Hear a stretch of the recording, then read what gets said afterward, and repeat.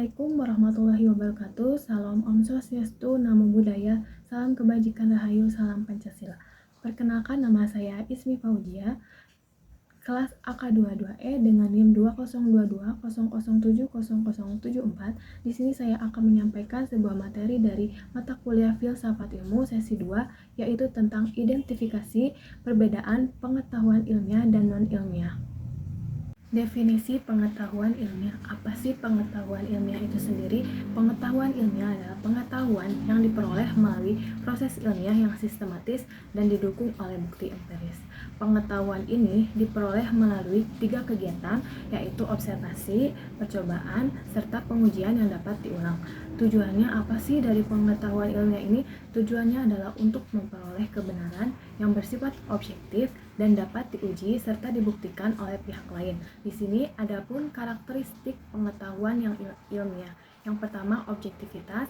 Objektivitas ini yaitu pengetahuan ilmiah yang bersifat objektif dan tidak dipengaruhi oleh bias pribadi. Yang kedua, ada karakteristik sistematis, yaitu memiliki metode yang jelas dengan menggunakan pendekatan ilmiah seperti induksi dan juga deduksi. Yang ketiga, dapat direplikasi. Penelitian ilmiah bisa diulang oleh ilmuwan dengan hasil yang sama. Lalu yang karakteristik terakhir yaitu dapat diuji. Hipotesis diuji melalui eksperimen dan bukti empiris yang dapat diverifikasi. Selanjutnya ada definisi pengetahuan non-ilmiah. Kalian tahu gak sih bahwa pengetahuan non-ilmiah itu pengetahuan yang tidak didasarkan pada metode ilmiah? Karena pada dasarnya pengetahuan non-ilmiah ini umumnya berasal dari tradisi, kepercayaan, keyakinan pribadi, atau mitos yang tidak dapat diuji atau dibuktikan secara empiris. Lalu selanjutnya ada pun karakteristik dari pengetahuan non-ilmiah. Yang pertama yaitu subjektivitas. Pengetahuan karakteristik dari subjektivitas ini yaitu pengetahuan yang dipengaruhi oleh pengalaman dan pandangan pribadi. Yang kedua, tidak sistematis, yaitu tidak menggunakan metode ilmiah atau pendekatan sistematis dalam penalarannya. Yang ketiga, tidak dapat direplikasi, yaitu pengetahuan non-ilmiah seringkali bersifat unik dan tidak bisa diulangi dalam kondisi yang sama. Yang keempat, karakteristik yang terakhir yaitu tidak dapat diuji. Pengetahuan non-ilmiah ini tidak ada metode yang jelas untuk menguji atau memverifikasi dari kebenarannya. Dari materi yang sudah saya paparkan, di sini saya akan menjelaskan perbedaan utama pengetahuan ilmiah dan non-ilmiah. Pengetahuan ilmiah. Pengetahuan ilmiah bertujuan untuk menemukan kebenaran yang objektif dan bersifat universal, sehingga tidak dipengaruhi oleh kepercayaan atau pendapat pribadi.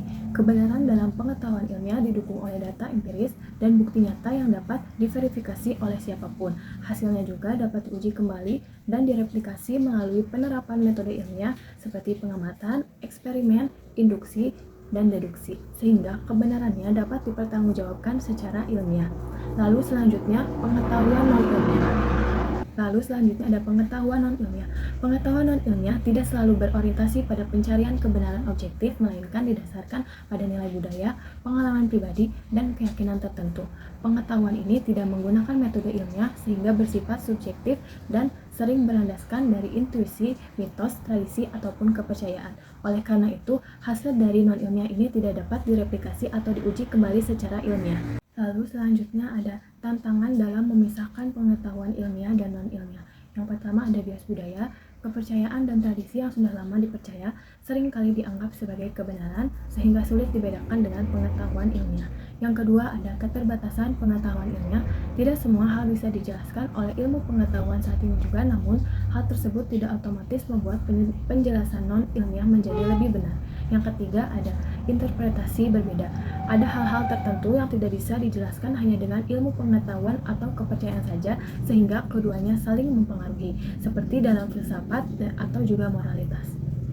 Selanjutnya ada pentingnya memahami pengetahuan ilmiah dan non-ilmiah. Yang pertama, memahami perbedaannya membantu kita membuat keputusan yang lebih masuk akal dan berdasarkan fakta, bukan sekadar asumsi ataupun kepercayaan dari pribadi.